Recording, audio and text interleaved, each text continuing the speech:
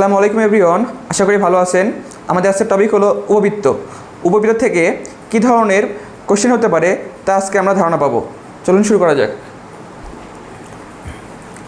তো উপবৃত্ত দেখতে কিছুটা দেখুন এরকম হয়, চ্যাপ্টা বৃত্তের মতো।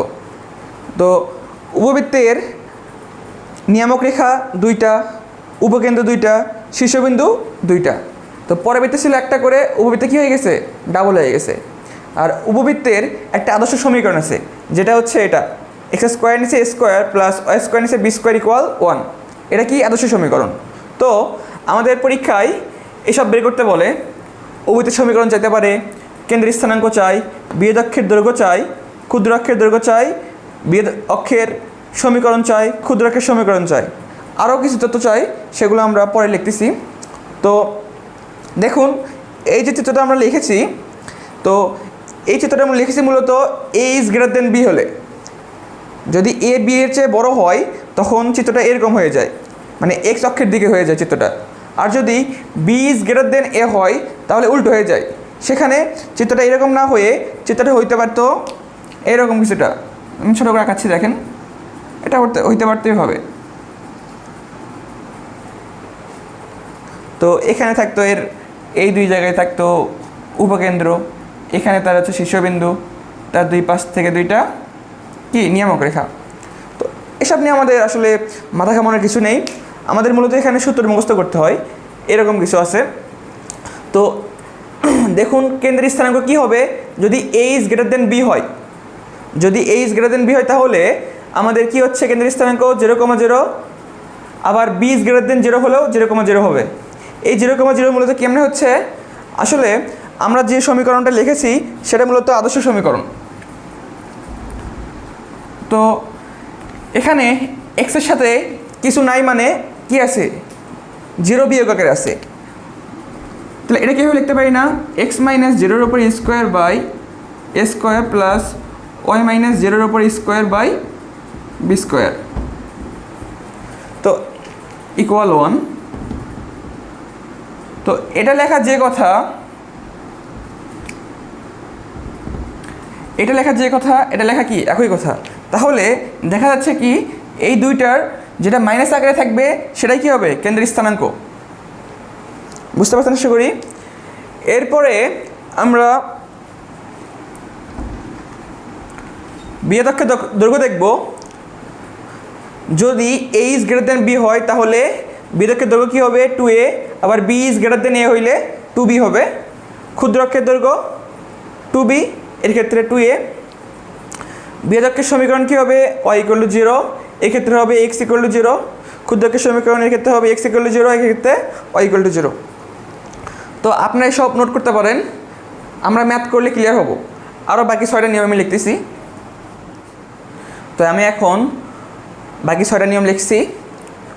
প্রথমটা হচ্ছে উৎকেন্দ্রিকতা, যেটা a is greater than B হইলে হবে e = √1 - b² by a square, আর b is greater than a হইলে e = √1 - a² by b square. তো উৎকেন্দ্রিকতাটা আসলে মূলত আমাদের জানতে হবে ভালোভাবে। আর উৎকেন্দ্রিকতাটা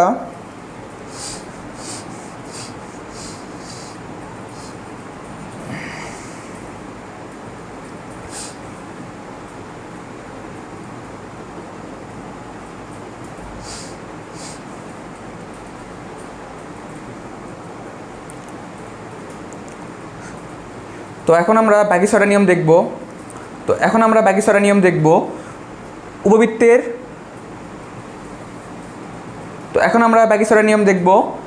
উৎকেন্দ্রিকতা e = √1 - b² by a square যদি a is greater than B হয়। আবার b is greater than A হলে কী হবে? e = √1 এখন আমরা বাকি 6টা নিয়ম দেখব। উৎকেন্দ্রিকতা যদি a is greater than B হয় তাহলে হবে কি e = √1 - b² by a square, আবার b ইজ গ্রেটার দেন এ হইলে e = √1 - a² by b square. সেমভাবে নিয়ামকের সমীকরণ এইটা হবে x = ± a by e, y = ± b by e। উপকেন্দ্রের স্থানাঙ্ক এইটা, b ইজ গ্রেটার দেন এ হইলে এটা হবে।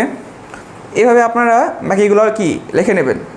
এখন আমরা এই যে নিয়মগুলো দেখলাম, এ ইজ গ্রেটার দেন বি এর জন্য কি হচ্ছে, বি ইজ গ্রেটার দেন এ এর জন্য কি হচ্ছে, তো এগুলো আমরা ম্যাথে অ্যাপ্লাই করব। চলুন একটা ম্যাথ করব, করলে ইনশাল্লাহ সব ক্লিয়ার হয়ে যাবে। তো এখন আমরা একটা ম্যাথ দেখব, যেখানে আমাদের কী দেওয়া আছে, একটা উপবৃত্ত দেওয়া আছে যার অক্ষদ্বয়ের সমীকরণ, দৈর্ঘ্য, উৎকেন্দ্রিকতা, উপকেন্দ্রিক স্থানাঙ্ক, উৎকেন্দ্রিক লম্বের দৈর্ঘ্য ও এর সমীকরণ এবং নিয়ামক দ্বয়ের সমীকরণ চাইছে। আমাদের এটাকে সলিউশন করতে হবে। আমরা যদি এটা করতে পারি তাহলে আমরা মোটামুটি 80% উপবৃত্ত সব কভার হয়ে যাবে। এখন আমরা সমীকরণটা লিখে নেব। সমীকরণটা ছিল আমাদের 25x² প্লাস 16y² ইকুয়াল 400। আচ্ছা, আমাদের আদর্শ সমীকরণটা কীরকম ছিল? x² নিচে a² প্লাস y² নিচে b² ইকুয়াল 1 ছিল, তাই না? এটা ছিল। তো এই সমীকরণের সাথে এই সমীকরণের কি মিল আছে? মিল নেই। তাহলে আমাকে কী করতে হবে? এই সমীকরণের ফর্মেটে কী করতে হবে? একে বানিয়ে নিতে হবে। তো দেখুন, আমি যদি উভয় পক্ষকে 400 দ্বারা ভাগ দেই তাহলে কী থাকবে? 25x² নিচে 400 যোগ 16y² নিচে 400 ইকুয়াল কী হবে? 1। ঠিক আছে। এখন 25/400 করলে কত থাকে? x² নিচে 16 প্লাস y² নিচে 25 ইকুয়াল 1। এখন দেখুন, আমাদের আদর্শ সমীকরণ যে ফরম্যাটটা ছিল সেটার সাথে এটা কি মিলছে? হ্যাঁ, মিলছে। তাহলে বলুন, এখানে a² এর মান কত, b² এর মান কত? a² এর মান হচ্ছে 16 এবং b² এর মান 25। তাহলে a এর মান কত, b এর মান কত পাবো না? অবশ্যই পাবো। a equal 4, b equal 5। এখন আমাকে বলুন, এখানে বড় কে? অবশ্যই b বড়। তাহলে কি হবে? b is greater than a। আমরা যে কিছুক্ষণ আগে এতগুলো সূত্র দেখলাম সেখানে আমরা দুইটাতে ফরম্যাট দেখছিলাম। একটাতে ছিল a is greater then b, আর একটাতে b is greater than a। তাহলে আমরা এই ম্যাথের ক্ষেত্রে কোনটা অ্যাপ্লাই করব? b is greater than a এর ক্ষেত্রে যা যা ছিল সব অ্যাপ্লাই করব এখন আমরা। আচ্ছা, তাহলে এটা যদি আমি বুঝতে পারি, এখন আমি ম্যাথে আসি।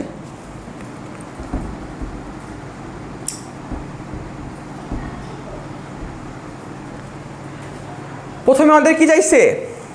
অক্ষদ্বয়ের সমীকরণ। আপনি যদি সূত্রের নোটটা করে থাকেন তাহলে একবার চেক করুন। যদি b is greater than a হয়, এর ক্ষেত্রে বৃহৎ অক্ষের সমীকরণ কী হবে? বৃহৎ অক্ষের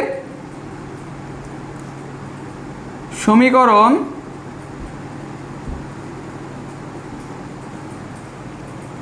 এবং ক্ষুদ্র অক্ষের সমীকরণ কী হবে?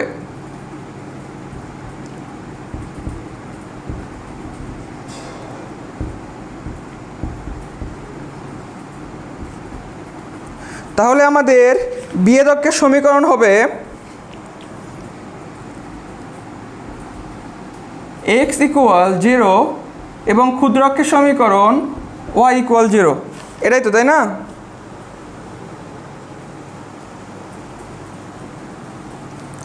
হ্যাঁ, এটাই। এখন আমাদের চাইছে কি? অক্ষদ্বয়ের দৈর্ঘ্য। তাহলে বৃহৎ অক্ষের দৈর্ঘ্য কোনটা হবে? বৃহৎ অক্ষের দৈর্ঘ্য। দেখুন দেখুন ওখানে চাটা দেখুন, 2b। ক্ষুদ্র অক্ষের দৈর্ঘ্যটা আমাদের কি হবে? 2a। এখন b এর মানটা জানতেন না? b এর মান কত পাইছিলাম আমরা? a এর মান পাইছিলাম 4, b এর মান পাইছিলাম 5। তাহলে বসান এখানে 2 গুণন 5, 2 গুণন 4, এটা হচ্ছে 10, এটা হচ্ছে 8।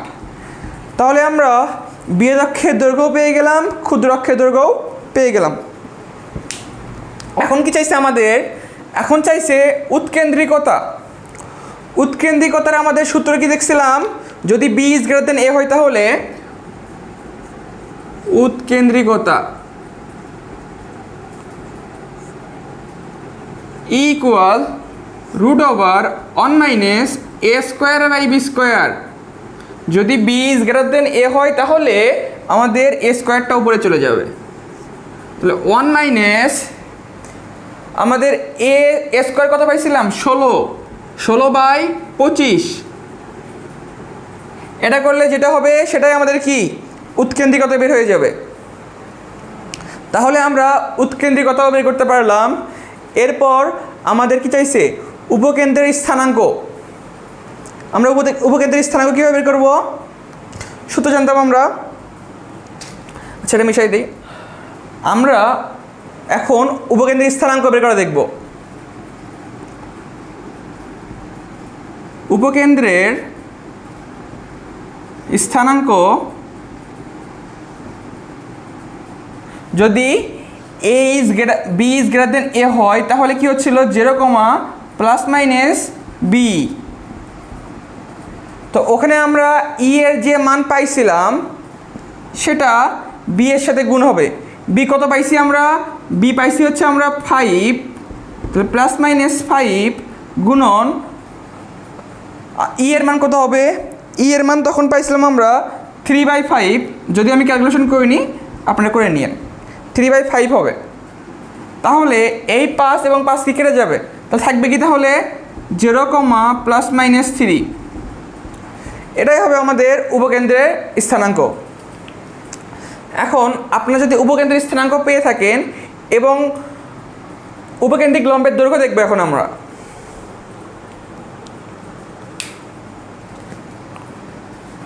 তাহলে উপকেন্দ্রিক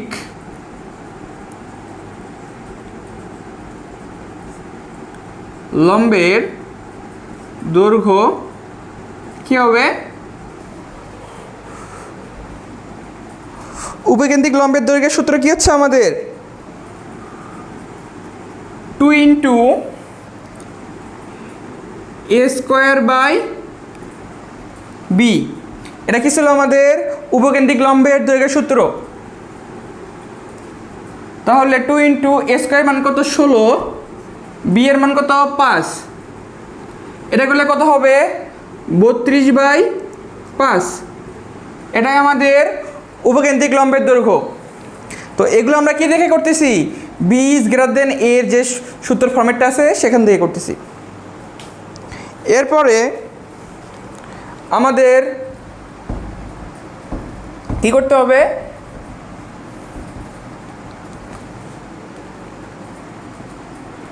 উপকেন্দ্রিক লম্বের দৈর্ঘ্য দেখছি আমরা, এখন সমীকরণ দেখব।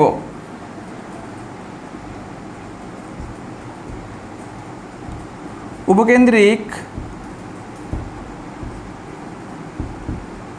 লম্বের সমীকরণ দেখুন তো আপনারা, উপকেন্দ্রিক লম্বের সমীকরণটা কি হবে সূত্রের সাথে মিলান। y equal plus minus b না, হ্যাঁ। তো ই এর মান কত পাইছি আমি ওখানে 3/5, আপনারা ক্যালকুলেশন করলে পারবেন।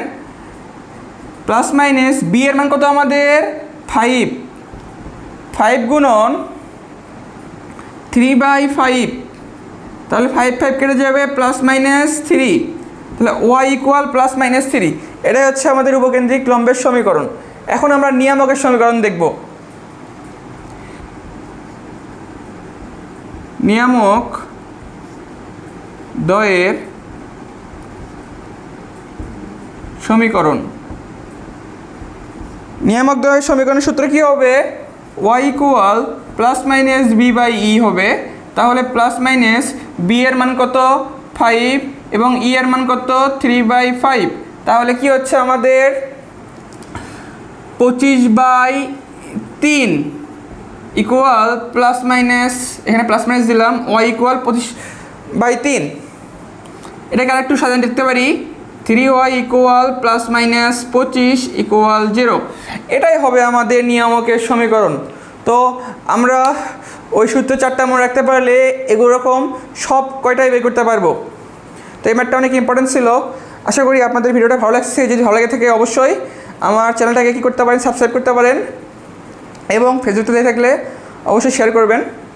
এবং আপনাদের যদি আরও কোনো সমস্যা থাকে বা আরও কোনো ম্যাথ করে নিতে চান আমার এই পার্ট থেকে, অবশ্যই জানাবেন। আসসালামু আলাইকুম।